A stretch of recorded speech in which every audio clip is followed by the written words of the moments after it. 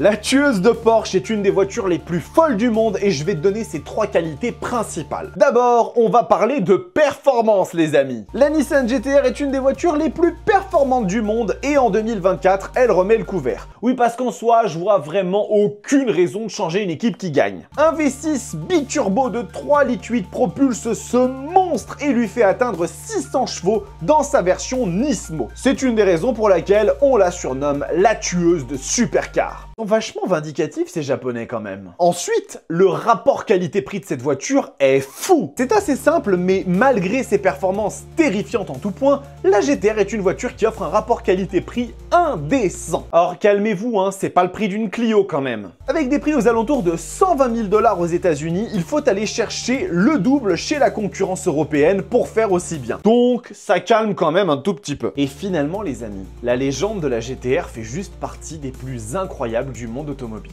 Il existe peu de voitures capables de revendiquer le niveau de popularité de la Nissan GT-R. Depuis l'apparition en 2007 du modèle R35 réalisé en collaboration avec les créateurs de Gran Turismo, la GT-R est dans le cœur des fans comme une des voitures les plus inoubliables et légendaires de tous les temps. Et vu qu'elle s'arrête cette année dans sa version actuelle, ça risque de devenir encore pire. Mais en voie de disparition ou non, la GT-R reste une voiture chère à notre cœur sur Up2Go, où l'on célèbre les véhicules marquants de notre patrimoine automobile.